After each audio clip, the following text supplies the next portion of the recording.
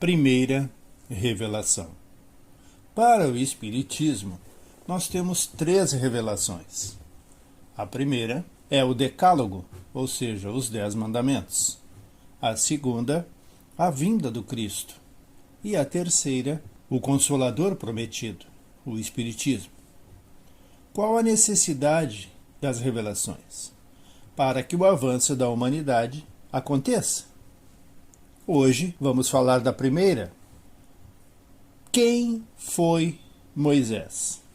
Para as culturas e civilizações ocidentais, baseadas na tradição judaico-cristã, poucos têm importância tão fundamental quanto Moisés, líder que teria vivido há cerca de 3,5 mil anos e cuja trajetória é a própria fundação do judaísmo. Segundo a narrativa bíblica, Moisés teria nascido no Egito, filho de um casal da tribo judaica de Levi. Segundo a Torá, quem não sabe que a Torá seria a Bíblia judaica, teria nascido em 1560, antes da vinda do Cristo, e falecido em 1440. A Torá aponta que, quando ele nasceu, foi mantido escondido por 3 meses e então colocado em um cesto no rio Nilo. A filha do faraó, então, teria encontrado o bebê e encarregado uma ama, que seria, na verdade, a sua mãe natural, de criá-lo. Ele teria sido, portanto, criado e educado na corte como um príncipe. Quando adulto, foi encarregado por Deus para ser o libertador do povo judeu, conduzindo-o para a terra prometida, Canaã, antiga denominação da região correspondente à área do atual Estado de Israel. Moisés trouxe a lei ao povo, e Deus a apropriou aos homens daquele tempo. A religião israelita, que foi a primeira que formulou aos olhos dos homens a ideia de um Deus espiritual e imaterial. Até então, os homens adoravam, uns o sol, outros a lua, aqui o fogo, ali e acolá os animais, mas em parte alguma a ideia de Deus era representada em sua essência espiritual e imaterial. Essa fé trazia consigo a luz, a inteligência e a liberdade de pensar. Era uma revolução social e moral.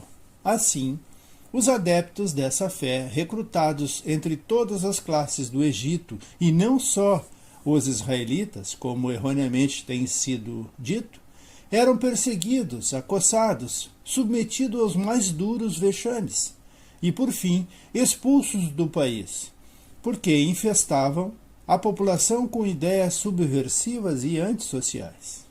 É sempre assim. Toda vez que um progresso surge no horizonte e resplandece sobre a humanidade, as mesmas perseguições e os mesmos tratamentos acompanham os inovadores, que lançam sobre o solo da nova geração os germes fecundos do progresso e da moral.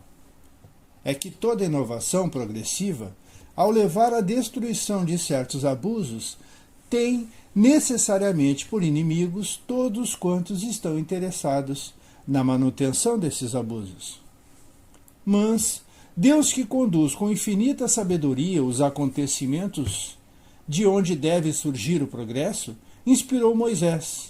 Deu-lhe um poder que homem algum havia tido, e pela irradiação desse poder, cujos efeitos feriam os olhos dos mais incrédulos, Moisés adquiria uma imensa influência sobre uma população que, confiando cegamente em seu destino, realizou um desses milagres, cuja impressão deveria perpetuar-se de geração em geração, como lembrança imperecível do poder de Deus e de seu profeta. A passagem do Mar Vermelho foi o primeiro ato da libertação desse povo, mas sua educação estava por fazer.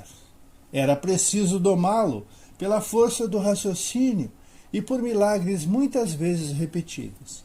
Era preciso reprisar-lhes a fé e a moral, ensinando-lhes a pôr a força e a confiança num Deus Criador, ser imaterial, infinitamente bom e justo.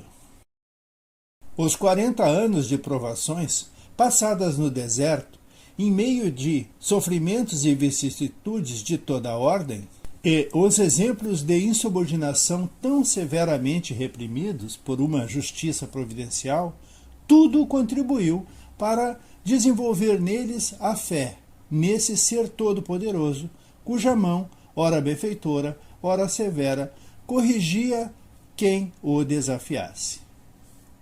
No Monte Sinai, ocorreu esta primeira revelação, este notável mistério que surpreendeu o mundo e espalhou sobre a terra os primeiros benefícios de uma moral que libertaria o espírito das garras de um despotismo embrutecedor, que colocou o homem acima das esferas dos animais, capaz de elevar-se pelo progresso à nobre inteligência. Os primeiros passos desse povo, que havia confiado seu destino ao homem de Deus, foram dificultados por guerras, cujo efeito devia ser o germe fecundo de uma renovação social entre as populações que os combatiam. O judaísmo torna-se o foco da luz, da inteligência e da liberdade, e irradiava um brilho extraordinário sobre todas as nações vizinhas, provocando ódio e hostilidade. Este resultado imediato estava nos desígnios de Deus. Sem isso, o progresso teria sido muito lento. E, ao mesmo tempo que essas guerras fecundavam os germes do progresso, eram uma lição para os judeus, cuja fé reavivavam. Ele é considerado o líder maior da tradição judaica. Toda semana, em cada sinagoga do mundo, o ritual judaico inclui como seu centro a leitura da lei de Moisés, a Torá, que é composta dos livros Gênese, Êxodo, Levítico, Números e Deuteronômio, que também são o princípio do Antigo Testamento da Bíblia cristã. Segundo a tradição, Moisés teria sido o autor dos 5 livros. Neles temos o fundamento de todas as leis, os costumes e que balizam a vida judaica de um modo geral. Baseado no que ouvimos até aqui, qual seria então a primeira revelação?